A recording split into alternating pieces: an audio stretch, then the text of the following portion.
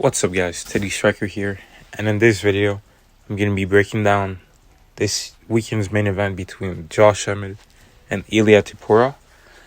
And my official prediction for that fight, I'm going with Ilia Topuria by a third round knockout.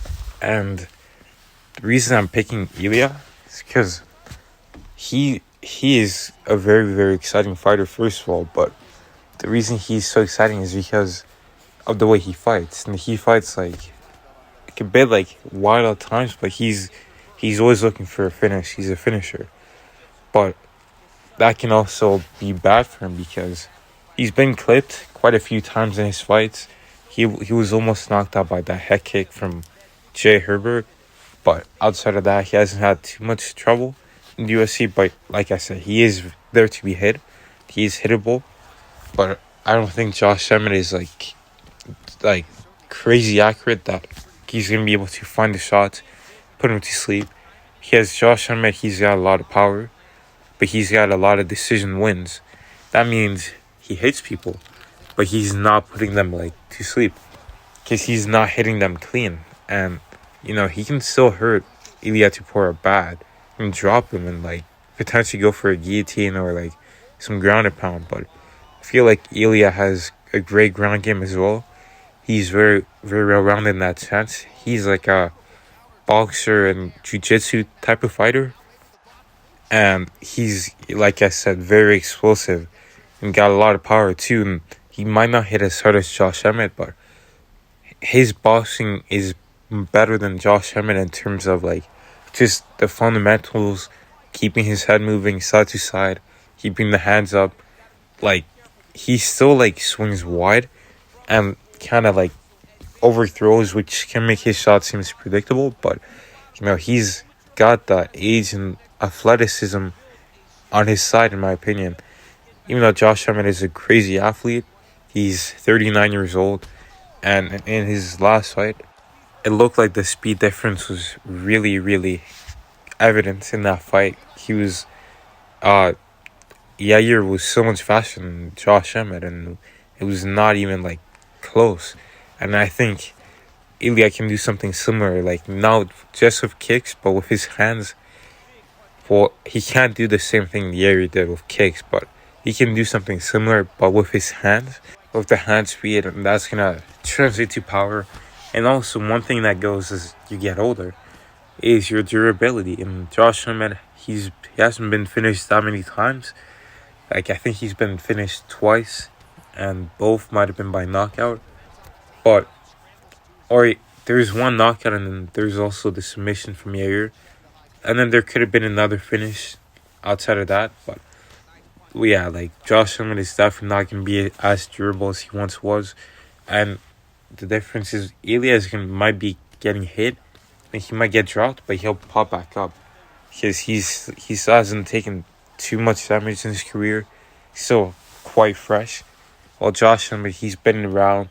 He's been training at a Team Alpha Male. And the early days of Team Alpha Male, those guys were just sparring and just beating each other up, basically. And that's how they weren't really drilling too much. They were just kind of going at it. But obviously, as time has gone on, they've changed their tactics. But that's going to damage your fighters because that's what you're doing. You're fighting every day. And then you get to the fight. It's like what you've been doing every day. But you're not going to be as fresh as you should be. You shouldn't be sparring every day in your sparring camp. In your training camp, you should be taking it 2 times a week, maybe 3. But you shouldn't be doing it every day. And the other times, you got to drill. You got to work on your certain specific things that are specific to your opponent. And then you got to get the strength and conditioning, get in shape. Do the road work, do the pad work, the bag work, all that stuff. And overall, I think this is a great fight. For Ilia, it's not too crazy of a step up. I think that a fight with someone like Calvin Kattar would actually be harder. And I thought that Calvin Kattar did beat Josh Emmett. And yeah, Calvin Kattar is a tougher matchup for both of these guys. But I also think that, if you look at Josh Emmett's fight with Dan Ige, it's a guy similar stature than Ilia. And Josh Emmett was still having a bit of trouble. He was getting rocked with the left hook. And so far in Ilia's career, he's shown that his right hand is what gets him the knockouts and the money from the performance bonuses. But I think that in this fight, he can actually catch him with a left hook. If he throws a right straight, follow with a left hook, I think he can get Josh Emmett out of there with that. And Emmett is relatively tough, but I think in this fight, he's gonna get stopped. I think he's gonna be unconscious. I don't think it's gonna be one of those situations where he gets dropped and then Ilia follows up with ground and pound. I think it's just gonna be a clean finish for Ilia.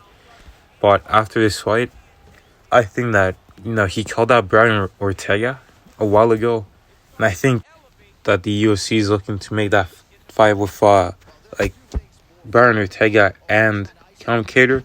So if that fight doesn't take place, then I would say Ilia should fight Brian Ortega. But if the Ortega and Callum Cater fight happens, then I think you could have Ilia probably jump into a title shot, because outside of Yair Rodriguez, there is no number one contender. Obviously, Max Holloway, he's on a 1-fight win streak. I don't think he should get a fourth fight just yet. And then Ortega, he's coming off 2 losses. Calvin Kattar is coming off a loss. Well, actually, 2 losses, I think. Yeah, and then I think Arnold Allen is also coming off a loss, and Josh Emmett also. But so if Ilia Topuria wins this fight, I think you could actually give him a title shot, because at the end of the year, Islam's gonna fight Charles Oliveira, and then there's no one else at featherweight that's a clear-cut number 1 contender.